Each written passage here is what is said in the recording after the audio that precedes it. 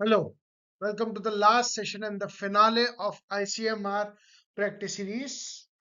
आज हम जिस टॉपिक पर बात करने जा रहे हैं वो है tools and techniques and methods in biology. ये वीडियो थोड़ा सा लेट आएगा आप लोगों के सामने। रीजन बीइंग कि इसके सवाल बनाने में मुझे टाइम लगा क्योंकि मेथड्स में बहुत सारी चीजें आती हैं। आई होप ये सेशन आपको बहुत पसंद आएगा, बहुत फ्रूटफुल होगा आपके लिए ये सेशन। मुझे उम्मीद है कि जितनी मेहनत से मैंने इस सेशन को बनाया है उतनी मेहनत से आप इसे सॉल्व करेंगे, पेन पेपर लेके बैठेंगे और सॉल्यूशंस को समझेंगे। ठीक है, मैंने इसमें लगभग लगभग हर चीज कवर करने की कोशिश की है।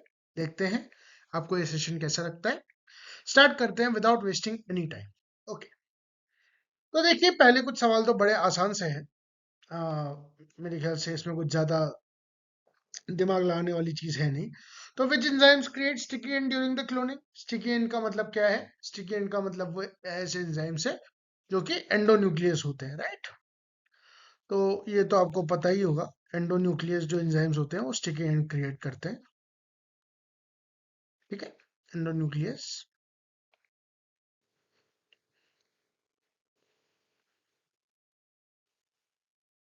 एंडोन्यूक्लियस आपके स्टिकी एंजाइम क्रिएट करते हैं। ठीक है, तो इसमें इको R1 आपका सीधे आ जाएगा। डीएनए लाइगेज तो ज्वाइन करने का एंजाइम होता है, डीएनए इज वन तो डीएनए को कट करता है और अल्कलाइन फॉस्फेटेज फॉस्फेट को रिमूव करता है, राइट? ओके, आगे आते हैं। The function of the alkaline phosphatase ये इंपॉर्टेंट चीज है।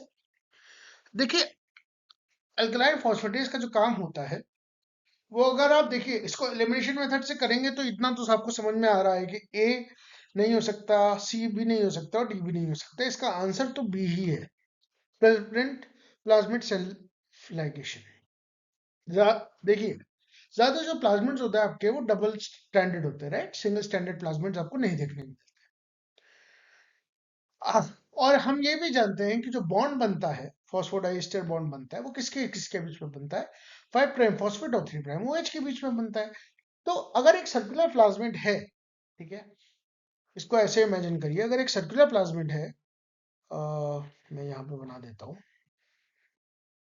ठीक है, इसका ये अगर फॉस्फेट है और ये अगर OH है, और अगर आपने फॉस्फेट को रिमूव नहीं किया, if you haven't remove phosphate, तो ये बॉन्ड तो बन जाएगा। ठीक है, वो सेल्फ लाइगेशन हो जाएगा। तो प्लाज्मिड में सेल्फ लाइगेशन को प्रिवेंट करने के लिए हम फॉस्फेट को रिमूव कर देते हैं। फॉस्फेट को रिमूव हम करते हैं इस एंजाइम्स के मदद से। ठीक है, हम इसको रिमूव कर देते हैं, वी रिमूव इट। ठीक है, okay. Which vector allow expression directly in the mammalian cells? बहुत आसान सा सवाल है। ठीक है, अगर आपको आता है तो आता है, नहीं आता है तो इसको सीख लीजिए। इसका आंसर आता है आपका pcDNA। ठीक है, याद करने वाली चीजें इसमें कुछ ज्यादा चीज है नहीं। ब्लू वाइट स्क्रीनिंग पे सवाल आता है। ब्लू वाइट स्क्रीनिंग क्या डिटेक्ट करती है? ये बेसिकली डिटेक्ट करती है आपका लैग जो है, लैग डिसरप्शन को। इसको थोड़ा समझते हैं क्योंकि इसमें थोड़ा लोगों को कंफ्यूजन होता है। देखिए, आपके ट्रांसफॉर्मेशंस आए या नहीं आए वो तो आपकी एंटीबायोटिक बता ही देगी। एम्पिसिलिन, क्लोरामफेनिकोल, कैनामाइसिन, जो भी जिस भी एंटीबायोटिक प्लेट पे आप अपना कल्चर को रखेंगे वो तो बता ही देगी। ग्रो करेंगे वो बता ही देगी कि आपकी ट्रांसफॉर्मेंट्स है कि नहीं है। ब्लू वाइट स्क्रीनिंग का काम basically presence and absence of alpha Z disruption होता है। तो जिसमें ब्लू है उसमें डिस्ट्रप्शन नहीं हुआ है। ठीक है, जिसमें व्हाइट है उसमें डिस्ट्रप्शन हो गया है। क्यों? क्योंकि हम आईपीटीजी पे ग्रो करते हैं। आईपीटीजी क्या करता है? वो सॉरी, आईपीटीजी का इस्तेमाल करते हैं और क्या होता है? ब्लू कलर चेंज होता है, right? Colour compound blue compound में चेंज होता है क्योंकि लैगजेट कुछ ऐसा बनाता है जो उसको ब्लू में तोड़ देता है। ठीक है, इसको आगे समझते हैं, आगे डायग्राम से समझते हैं।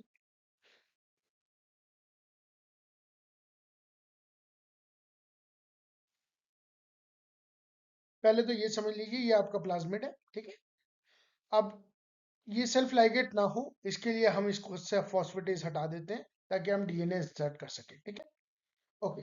ये आपका ब्लू वाइट स्क्रीनिंग है जो आपको समझ में आना चाहिए। देखिए, ये आपका प्लाज्मिड वेक्टर है, ये आपका फॉरेन डीएनए है। इंसर्ट जब आप करते हैं लेगजी से, ठीक है, और जब इंसर्ट हो गया फॉरेन डीएनए, जो इंसर्ट हो गया आपके डिजायर्ड लोकेशन पे, तो व्हाइट कॉलोनीज आती है। अगर इंटीग्रेशन आउटसाइड हुआ तो भी ब्लू कॉलोनीज आएंगे, और इंटीग्रेशन अगर नहीं हुआ तो भी ब्लू कॉलोनीज आएंगे। यानी कि इस ये is not used as a transformation. Transformation की नजरिए से ये यूज नहीं होता, ये बेसिकली स्क्रीनिंग के लिए यूज होता है। इसको याद रखेंगे, इसको समझ लेंगे। ठीक है, ओके, आगे चलते हैं। Technique which quantifies mRNA most accurately is, देखिए इसमें अब देखिए, honestly northern blot, Q, RTPCR, RNA seq और आरएनए सीक्वेंसिंग और माइक्रोएरे सब आपके एमआरएनए लेवल्स को बताती हैं, सारी की सारी सही है, और जो मोस्ट एक्यूरेट है वो क्यू आरटीपीसीआर है। ठीक है, okay. CRISPR in CRISPR cas9 the PAM sequence is recognised by, इस बात को याद रखेंगे। पैम सीक्वेंस कौन रिकॉग्नाइज करता है? पैम सीक्वेंस कौन रिकॉग्नाइज करता है? Proto adjacent motif cas9 recognise करता है। ठीक है,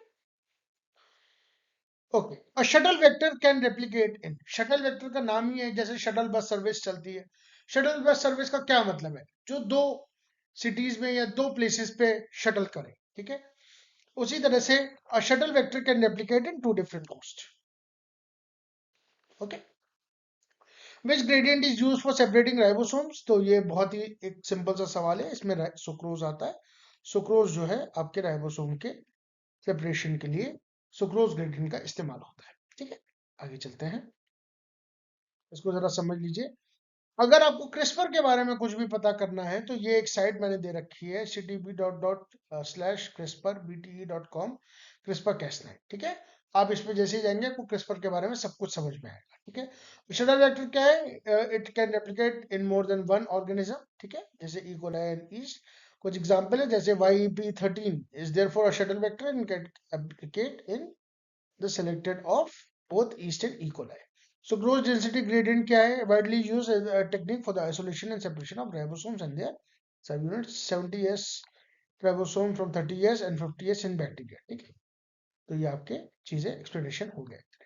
ओके, सदर्न ब्लॉट डिटेक्ट, ये भी बहुत सिंपल सी चीज है। सदर्न ब्लॉट क्या डिटेक्ट करता है? डीएनए डिटेक्ट करता है। कोई ऐसी बहुत ज्यादा इंपॉर्टेंट, ज्यादा बहुत ज्यादा परेशान वाली बात नहीं है। Okay, which enzyme seals Okazaki fragments, Okazaki fragments कौन सील करता है? डीएनए लाइगेज सील करता है। ये भी एक सिंपल सी चीज है। ठीक है, अब plasmid lacking and origin of replication, यानी एक प्लाज्मिड जिसमें ओरिजिन ऑफ रेप्लिकेशन ही नहीं है, वो क्या करेगा? ठीक है, ओरिजिन ऑफ रेप्लिकेशन ही नहीं है तो वो कैसे अपना ओरिजिनेट कर पाएगा? ठीक है, तो it will be lost during the cell division. ठीक है, प्लाज्मिड लूज हो जाएगा। Role of IPTG in cloning is, बताइए इसका क्या काम है? आईपीटीजी का काम है इट्स ग्रेट टेस्ट, वो इंड्यूसर है लैकोप्रोन का। तो ये तो सिंपल सी चीज है, इसको भी समझ लेते हैं। देखिए, IPTG is the non metabolite metabolisable inducer. Concatamers समझ लीजिए, concatamers are commonly found during the fast DNA replication and cloning experiments and are later proceeded to functional genomic units. बात याद रखिए। हाँ, तो नेक्स्ट सवाल आता है हमारा, साइड डायरेक्टेड mutagenesis requires। देखिए ये सिंपल सा सवाल है। साइड डायरेक्टेड mutagenesis के लिए हमें मिसमैच प्राइमर्स की जरूरत होती है। साइड डायरेक्टेड mutagenesis होता क्या है, कैसी प्रोसेस होती है, कैसा टेक्निक होती है? पीसीआर बेस्ड टेक्निक होती है ज्यादातर केसेस में, जिसमें हम म्यूटेशन कॉज करते हैं अपनी जीन में, अपने न्यूक्लियोटाइड सीक्वेंस में। ठीक है, ये कैसे आप कॉज कर सकते हैं? मिसमैच प्राइमर्स के थ्रू कॉज कर सकते हैं, राइट। जब आप मिसमैच प्राइमर्स यूज करेंगे तभी आप उस जगह, उस एक पर्टिकुलर जगह पे आप म्यूटेशन कॉज कर पाएंगे। ठीक है, देखिए, अ probe with high GC content primary improves, ये थोड़ा सा याद करने वाली चीज है, स्पेसिफिसिटी। हालांकि इसके पीछे का एक्सप्लेनेशन काफी थोड़ा सा डिटेल्ड है, वो मैं आपको बाद में समझाऊंगा, अभी हमारे पास टाइम नहीं है, एग्जाम हमारा करीब। ओके, नेक्स्ट चीज पढ़ते हैं, DNA fingerprinting relies mainly on, ये बात याद रखेंगे। डीएनए फिंगरप्रिंटिंग जो होती है वो वीएनटीआर और एसटीआर यानी variable number of tandem repeats पे डिपेंड करती है। टेंडम रिपीट्स मतलब एक के बाद एक वाले रिपीट्स, जैसे जी जी जी जी जी जी जी जी जी जी जी जी। ठीक है, इस तरह के रिपीट्स, या सी सी सी, या eighty eighty eighty eighty eighty eighty करके जो टेंडम रिपीट्स होते हैं वो होते हैं। हाँ, एक चीज है, हर इंसान में जो VNTRs होते हैं वो थोड़े से डिफरेंट होते हैं, यूनिक होते हैं, तो इसीलिए DNA फिंगरप्रिंटिंग में थोड़े काम आते हैं, ठीक है। Which method is best for protein protein interaction? इसके लिए बेस्ट मेथड कौन सा है प्रोटीन प्रोटीन इंटरेक्शन के लिए? ये ईस्ट टू हाइब्रिड सिस्टम्स है, ठीक है। इसमें एक एक्टिवेटर डोमेन होता है, ठीक है, और एक वो वाला डोमेन होता है, दूसरा वाला डोमेन होता है, याद आ रहा है कुछ कुछ? जी हाँ। ओके, आगे चलते हैं। रिकॉम्बिनेंट इंसुलिन यूजेस होस्ट, विच होस्ट टिपिकली? तो इसमें आता है ई कोलाई एंड ईस्ट, ठीक है। रिकॉम्बिनेंट इंसुलिन जो होस्ट यूज करती है वो टिपिकली ई कोलाई या ईस्ट वाले होस्ट होते हैं। Gene therapy commonly vectors commonly use, gene therapy में जो वेक्टर्स यूज होते हैं वो बेसिकली जीन थेरेपी के वेक्टर्स थोड़े से मैमिलियन बेस्ड होते हैं, राइट। तो वो रेट्रोवायरस या लेंटिवायरस या adeno associated virus viral vectors use होते हैं, ठीक है। उसके बाद रिकॉम्बिनेंट वैक्सीन वर्क बाय, ये एक इंपॉर्टेंट चीज है, इंपॉर्टेंट कॉन्सेप्ट है, इसको समझेंगे। रिकॉम्बिनेंट वैक्सीन जो है वो इंपॉर्टेंटली आपका काम करती है बाय एक्सप्रेसिंग सेलेक्टेड एंटीजन्स, ठीक है। अभी के लिए याद कर लीजिए। माइक्रो एरे क्या डिटेक्ट करते हैं? माइक्रो एरे बेसिकली आपके जीन एक्सप्रेशन पैटर्न्स को बताते हैं, ठीक है। Okay, without wasting any time आगे चलते हैं। आप साइड बाय साइड क्वेश्चंस करते रहिए, ठीक है। Okay, the first recombinant therapeutic protein approve for human was, ये तो मेरे ख्याल से सबको पता ही होगा, इसका आंसर है ह्यूमन इंसुलिन, ठीक है। इली लिली कंपनी ने बनाई थी, याद है? याद आता है?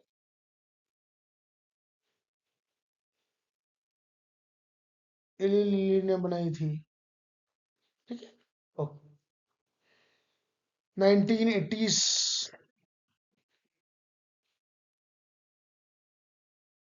80s के दौरान इन्होंने ये काम किया था, ठीक है।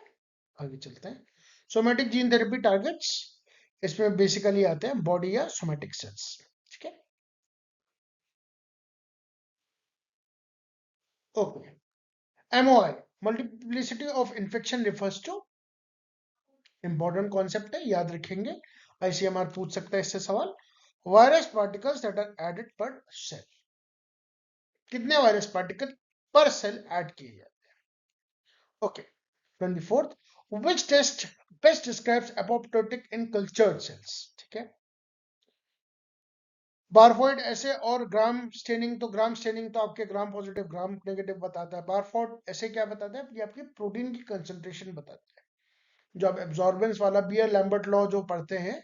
हाँ जी, इसका जो आंसर है वो है टनल ऐसे, याद रखेंगे। क्यूबे वाली किताब में भी दे रखा है, वो भी अभी आपको रेफरेंस दिखाता हूं मैं।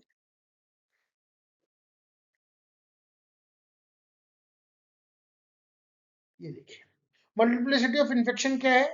The number of virus particles that infect each cell in an experiment, ठीक है। each cell in an experiment. Now, number of virus that infects each cell in an experiment.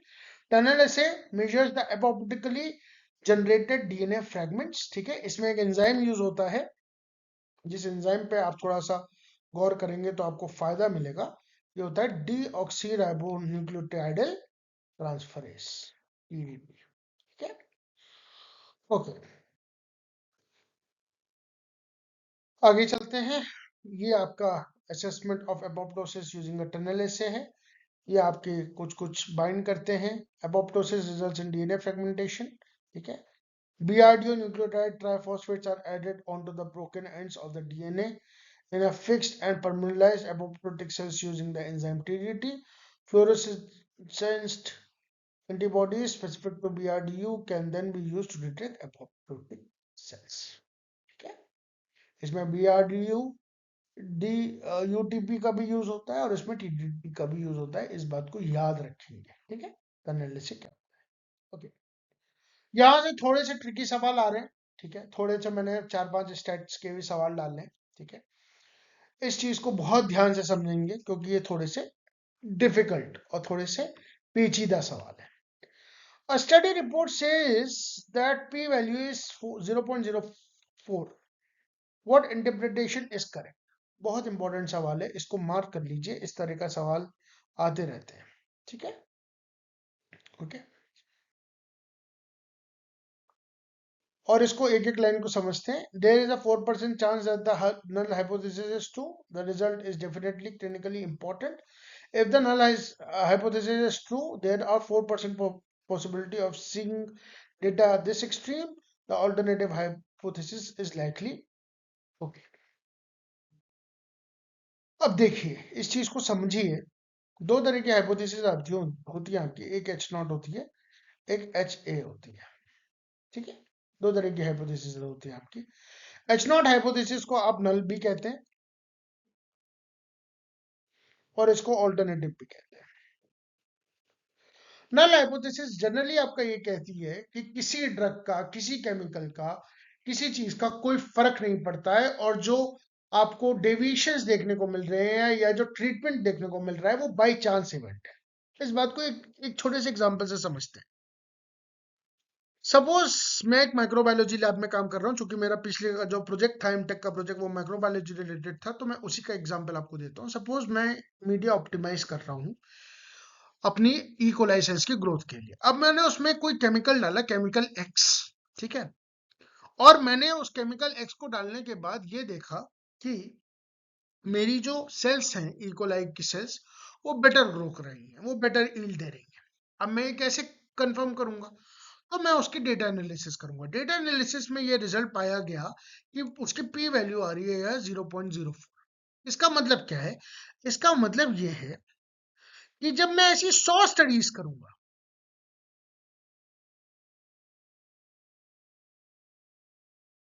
इसका कर्सर कहाँ चला गया? इसका कर्सर चला जाता है।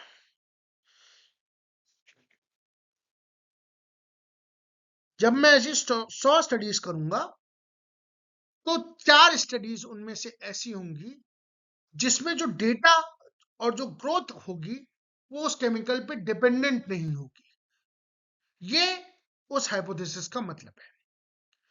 अगर आप थोड़ा सा गौर से देखें तो स्टेटमेंट ए और स्टेटमेंट डी एक ही बात को कह रहे हैं।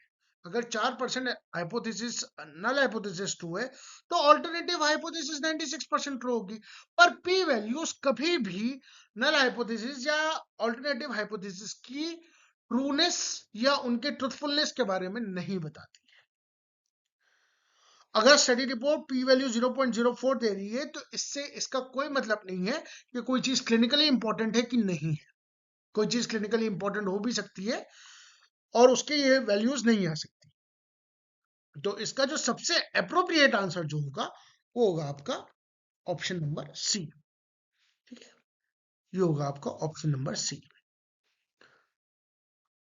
If the null hypothesis is true there is a 4% probability of seeing the data this extreme.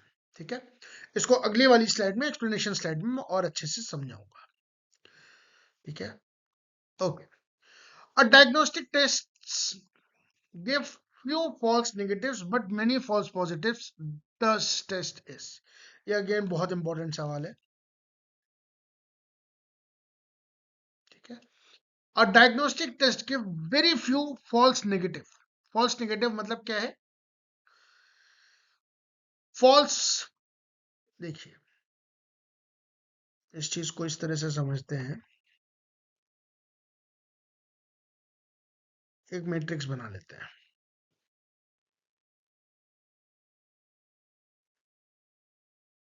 Matrix से समझ में आएगा।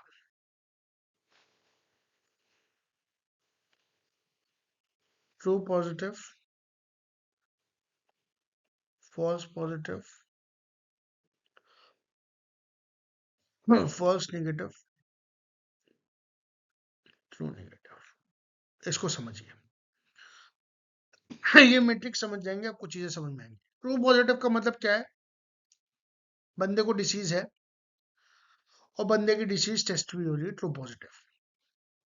ठीक है, फॉल्स पॉजिटिव का मतलब क्या है? बंदे को डिसीज नहीं है। बंदे को डिसीज नहीं है, नो डिसीज, पर वो डिटेक्ट हो रही है, तो वो फॉल्स पॉजिटिव हो गया। ठीक है, फॉल्स नेगेटिव का मतलब क्या है? कि बंदे को डिसीज है पर वो डिटेक्ट नहीं हो रही है, तो वो फॉल्स नेगेटिव हो गया। बंदे को डिसीज है पर वो डिटेक्ट नहीं हो रही है, तो फॉल्स नेगेटिव हो गया। ट्रू नेगेटिव का क्या मतलब है कि ना बंदे को डिसीज है ना उसको डिटेक्ट हो रही है। No disease not detected. बंदे को जब डिसीज है और वो डिटेक्ट हो रही है तो वो ट्रू पॉजिटिव है। बंदे को डिसीज है लेकिन वो डिटेक्ट नहीं हो पा रही है तो वो फॉल्स पॉजिटिव है। बंदे को जब डिसीज नहीं है, यानी नो डिसीज है और डिटेक्ट हो रही है, तो वो फॉल्स नेगेटिव है। और बंदे को जब डिसीज नहीं है और डिटेक्ट नहीं हो पा रही है तो ट्रू नेगेटिव है। ये बात समझ में आई? अब देखते हैं। A diagnostic test gives few false negatives, यानी false negatives यानी ये कम है, but many positives, false positives ज्यादा देता है। इसका मतलब क्या है? उसकी सेंसिटिविटी हाई है, स्पेसिफिसिटी लो है।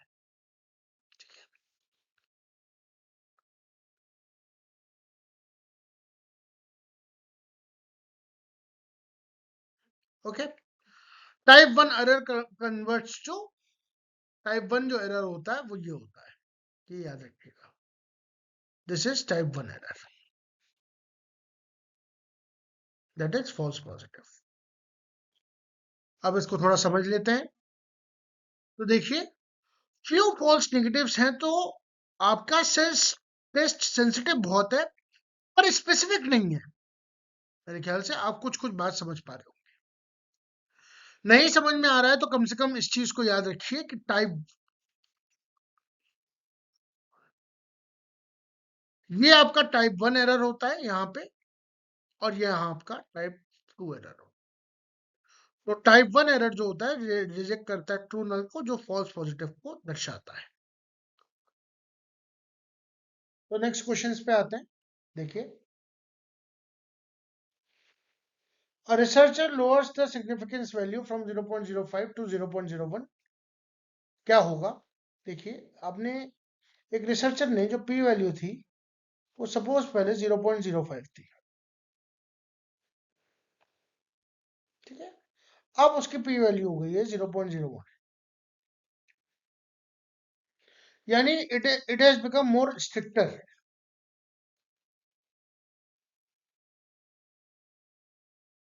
ठीक है। इस केस में क्या होता है?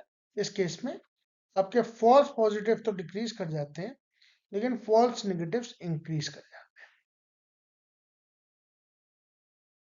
ठीक है। ओके, यानी ये ज्यादा, हाँ, ये ज्यादा स्पेसिफिक हो जाता है। ओके,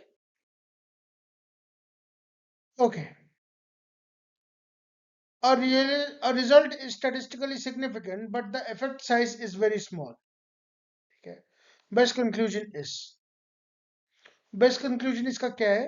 देखिए, जब इफेक्ट साइज आपका स्मॉल होता है तो क्लिनिकल रिलेवेंस का कुछ मतलब नहीं है, स्टडी रॉन्ग हो गई ऐसा भी कुछ नहीं होता, रिपीट स्टडी नॉट नीडेड ये भी जरूरी नहीं है, लेकिन रिजल्ट में be real but not clinically significant. जब आप कोई भी ड्रग बनाते हैं या जब आप कोई भी मेडिकल डिवाइस बनाते हैं या आप कोई भी ऐसा काम करते हैं, तो उसमें एक चीज का बहुत ध्यान रखा जाता है कि आपकी स्टडी में सैंपल साइज क्या था। अगर आप कोई ड्रग बना रहे हैं, सपोज आप कोई ड्रग ए बना रहे हैं, ड्रग ए है जो आपने बड़ी मेहनत से बनाई है, और आप उसको लोगों पे टेस्ट करना चाहते हैं, तो आप अगर उसे एक स्टडी में 10 लोगों पे टेस्ट करेंगे और दूसरी स्टडी में 100 लोगों पे टेस्ट करेंगे और उसके बाद उसे 1000 लोगों पे टेस्ट करेंगे, तो हो सकता है कि आपको उसके रिजल्ट्स डिफरेंट डिफरेंट मिले। हो सकता है 10 में से 7 लोगों को वो ड्रग शूट करे, लेकिन 100 में से केवल 57 को वो ड्रग शूट करे और 1000 में से केवल 448 को, 440 लोगों को वो ड्रग शूट करे, ठीक है। तो जितना आपका सैंपल साइज होगा उतना ही आपके लिए बेनिफिशियल होगा। इसलिए जो सैंपल साइज है उसका जो काम होता है वो थोड़ा सा क्लिनिकली रिलेवेंस का होता है, ये बात आप ध्यान रखें, ठीक है। ओके,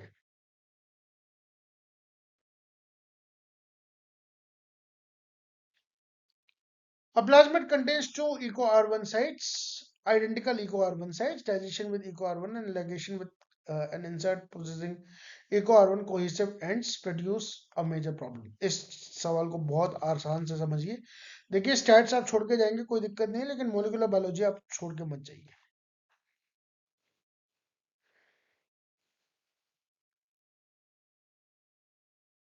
इसको समझिए, ये आपका प्लाज्मिड है, ये आपकी साइट है, एक इको R1 की ये और दूसरे इको R1 की आपकी ये साइट है, ठीक है। आपने इसमें इको R1 डाल दिया, इको R1 डालने के बाद क्या होगा, इको R1 डालने के बाद ये स्थिति हो जाएगी,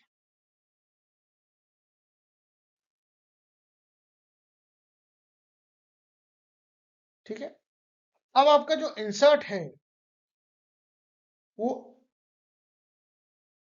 ऐसे भी लैगेट कर सकता है, ठीक है, और यहां से आपका लैगेशन हो जाएगा, कंप्लीट हो जाएगा। This is one possibility. और क्या पॉसिबिलिटी है,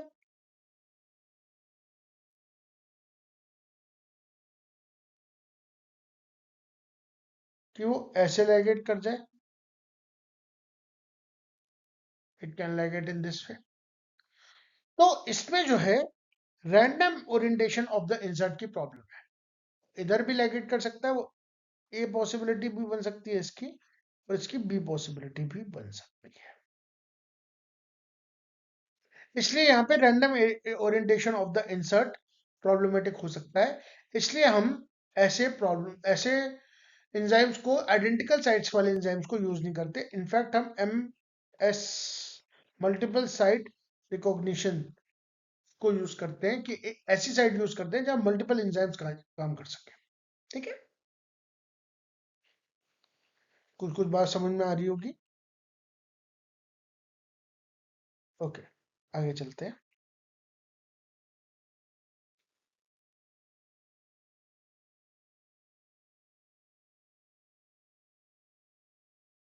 ओके, तो लोअर जैसे ही आपका अल्फा लोअर होता है, तो ये स्ट्रिक्टर सिग्निफिकेंस की बात करते हैं। Stricter significance reduces false positives में इंक्रीज फॉल्स नेगेटिव्स।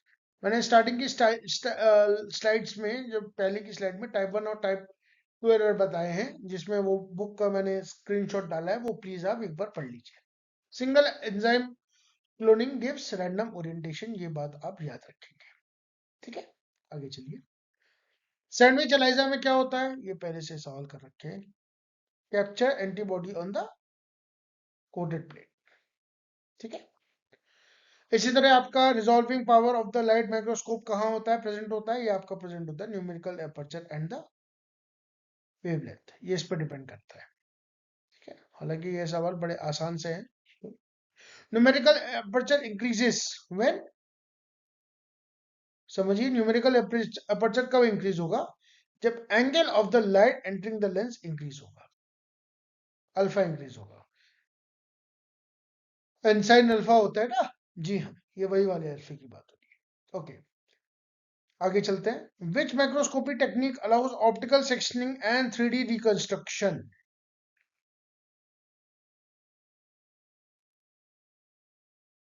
इसका आंसर होता है, याद करिएगा, कॉन्फोकल लेजर स्कैनिंग माइक्रोस्कोपी, ठीक है।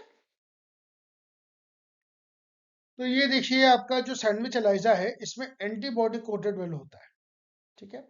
एंटीजन इसमें ऐड किया जाता है जो कि मेजर होता है, एंजाइम्स कॉन्जुगेटेड होते हैं सेकेंडरी एंटीबॉडी से, एंड सबस्ट्रेट ऐड होता है और उसका कलर मेजर किया जाता है, ठीक है। इसके बारे में थोड़ा पढ़ भी लीजिएगा। एबेज लिमिट क्या है, एबेज लिमिट ये है जो आपका ये दिखाता है कि लेटरल रिजोल्यूशन स्मॉलर उस पर क्या क्या काम करता है, इसमें लेमडा काम करता है और उसमें न्यूमेरिकल एपर्चर काम करता है, ठीक है। ये दो इंपॉर्टेंट चीज है जो काम करती है, ओके। ओके, माइक्रोस्कोपी में जब आपका कैन एक्सेप्ट, ठीक है, एनसाइन अल्फा, मैंने बताया था ना अभी, एनसाइन अल्फा, जी हाँ।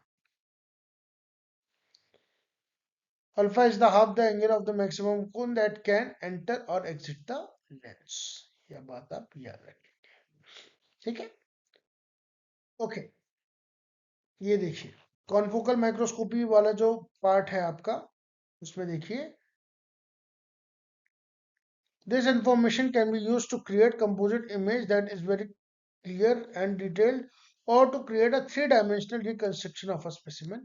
Confocal microscope, ठीक है, इसको कॉन्फोकल स्कैनिंग लेजर माइक्रोस्कोपी भी कहा जाता है, याद रखेंगे, ठीक है, CSLM।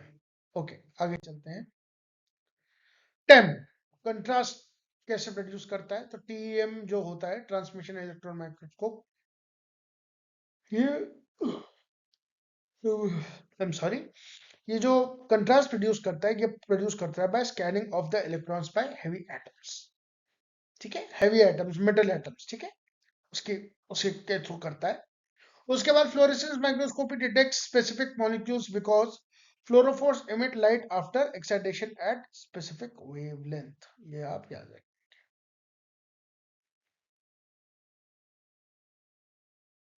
ठीक है। उसके बाद ICMR played a major role in the development testing of which of the Indian COVID-19 vaccines? ये हो सकता है सवाल आ जाए, मुझे पता नहीं ऐसा क्यों लग रहा है कि ये सवाल आ सकता है, ठीक है। पता है आप इस सभी को, एक मूवी भी बनी थी इस पे, द वैक्सीन वॉर करके, नाना पाटेकर की, वो भी याद रखिएगा, कोवैक्सीन है, ठीक है। उसके बाद विच programme is coordinated by ICMR for disease surveillance in India? तो इसको याद रखेंगे, IDSP है, ठीक है। ये पूछे जा सकते हैं, मतलब ऐसा नहीं है कि ये पूछे नहीं जा सकते, पूछे जा सकते हैं। थोड़े मिसलेनियस टाइप के भी सवाल हैं एक दो, ठीक है, जीके टाइप के भी हैं, और जीके पूछ सकता है, मतलब थोड़ा सा जीके भी अपनी तैयार करके चाहिए। तो इलेक्ट्रॉन माइक्रोस्कोपी में जब आप देखते हैं तो आप ये भी देखेंगे कि ट्रांसमिशन इलेक्ट्रॉन माइक्रोस्कोप यूज, देखिए, specimen are also prepared by negative spinning the thin section with solution of heavy metals such as osmium tetraoxide and uranium and lead, ये चीज आप याद रखेंगे, okay. Covaxin BBV152 was developed by Bharat Biotech in collaboration with ICMR NIV Pune, ठीक है, यहाँ पे मेरे कुछ फ्रेंड्स काम करते हैं, ओके।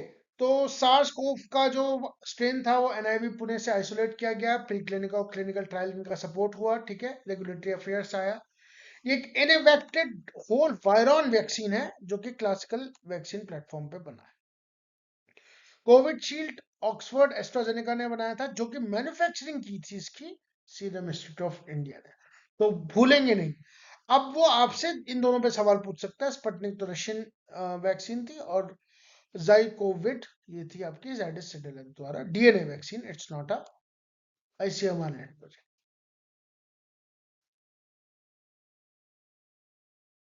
तो ये कुछ बेसिक चीजें हैं जो आप याद रखेंगे, जो आपको याद होनी चाहिए as a GK base thing, ठीक है, ओके, आगे चलते हैं।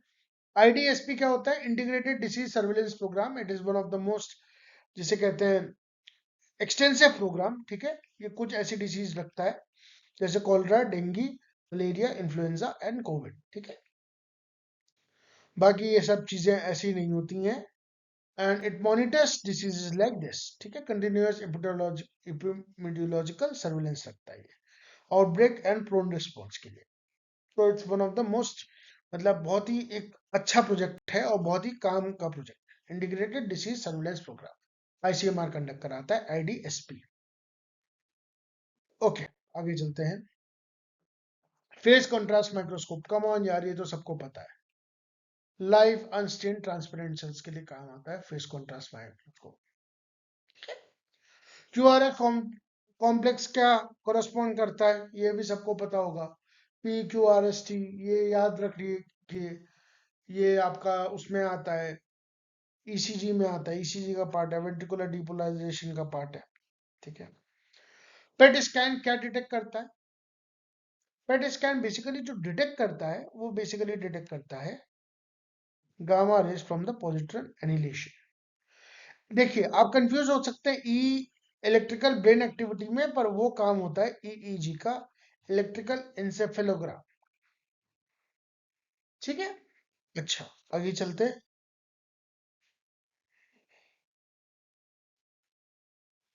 42 है, तो commonly use tracer in the PET scan is, ठीक है, फ्लोरो डी ऑक्सी ग्लूकोज होता है, FDG, जो कॉमनली यूज होता है पेट स्कैन्स में। ठीक है, ये याद रखने वाली चीज है, इसमें ज्यादा कोई रॉकेट साइंस नहीं है। ओके, आगे चलते हैं। ओके, पी वेव क्या रिप्रेजेंट करता है? Depolarization of the atria, depolarization of the ventricle, depolarization P wave होता है। ये याद रखेंगे, ये 12वीं से आपको पढ़ाया जा रहा है तो आपको याद होना चाहिए। ठीक है, आप MSc के बाद JRF दे रहे हैं या बीटेक एमटेक के बाद JRF दे रहे हैं, इसका मतलब ये नहीं है कि आप 12वीं का भूल जाए। तो 12वीं की भी कुछ कुछ इंपॉर्टेंट चीजें 11वीं 12वीं की आपको याद होनी चाहिए। 12वीं की किताब NCERT किताब में ये दे रहा है।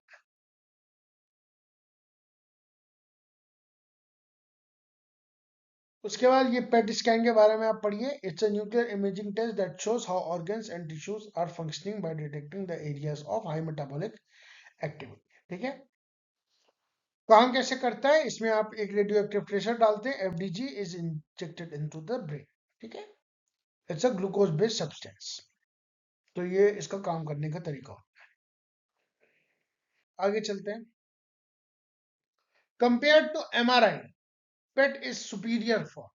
ठीक है, पेट का जो काम होता है वो अगर आपने पीछे देखा होगा तो वो होता है फंक्शनल मेटाबॉलिक एक्टिविटी को मॉनिटर करने का काम पेट का होता है, कि मेटाबॉलिकली कौन से कंपाउंड्स क्या चीजें बन रही हैं आपके शरीर में, वो थोड़ा सा इंपॉर्टेंट चीज प्ले करता है।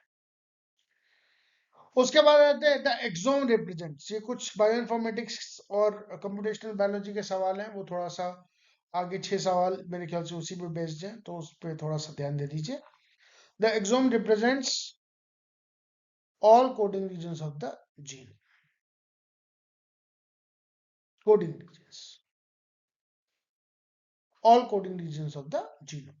ठीक है, GWAS studies are used to, GWAS genome wide associated studies, ठीक है, are used for identifying the genes associated with disease in the populations. ये बात याद रखिएगा।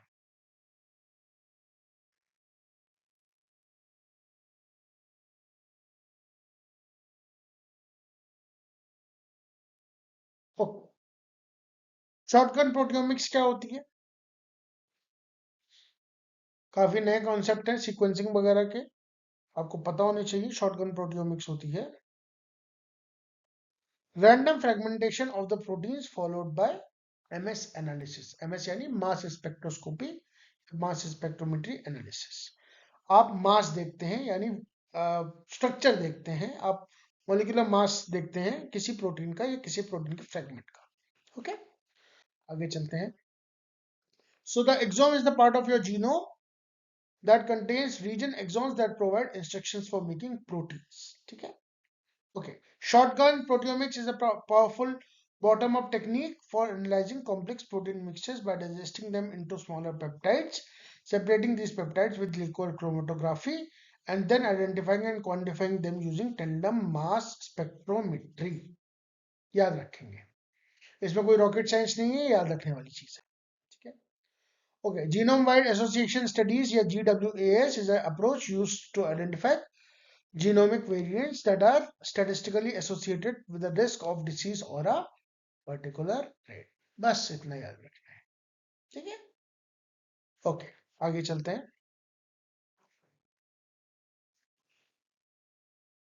अब हम आ रहे हैं अपने फाइनल क्वेश्चंस पे। प्रोटीन्स विद इंट्रिंसिकली और disordered regions are often enriched in repetitive low complexity amino acids।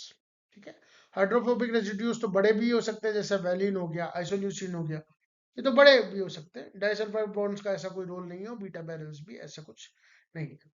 तो रिपीटेटिव लो कॉम्प्लेक्सिटी अमीनो एसिड्स में आप उन प्रोटीन रेसिड्यूज को रखते हैं जो कि इंट्रिंसिकली डिसऑर्डर्ड होते हैं, याद रखेंगे। ब्लास्ट का काम क्या होता है? ब्लास्ट का काम प्रोटीन स्ट्रक्चर्स का अलाइनमेंट नहीं होता, ये सीक्वेंस का अलाइनमेंट होता है। क्वेरी बेस्ड सीक्वेंस आपकी चलती है, query sequence against the database. ठीक है, which blast program compare query with the protein nucleotide query with the protein query protein database। ठीक है, ये आप बताएंगे। T blast N, translated blast N, and which algorithm is considered exact but slower than the blast for local alignment? Smith-Waterman. तो ये आपके जितने भी ब्लास्ट के डेटाबेसेस हैं वो सारे यहाँ पे रखे हुए हैं, BLAST P, BLAST N, BLAST X T, BLAST N N, BLAST X, ठीक है। और लास्ट में आता है आपका स्मिथ वाटरमैन एल्गोरिथम, जो कि आपका डिटरमाइन करता है, ठीक है। जो नीडलमैन वुंश वुश एल्गोरिथम है वो ग्लोबल अलाइनमेंट के लिए, लोकल अलाइनमेंट के लिए नहीं है। ये बात याद रखेंगे। ओके, ये आपका स्कोर है। अगर आपके 40 से ऊपर नंबर आ रहे हैं, जो कि मुझे लगता है आसानी से आ जाएंगे, ऐसा कुछ नहीं था आज के पेपर में। कुछ एक आध अगर स्टैट्स के सवाल छोड़ दिए जाएं तो आपके पेपर में आ जाने चाहिए, ठीक है। आप स्किप भी कर सकते हैं। देखिए, ऐसा है कि आप सब कुछ पढ़ के नहीं जा सकते एग्जाम के लिए, इस बात को याद रखिएगा। मैं कितना भी करा लूं, आप कितनी भी कोशिश कर लें, आप पूरा सिलेबस कभी खत्म नहीं कर पाएंगे।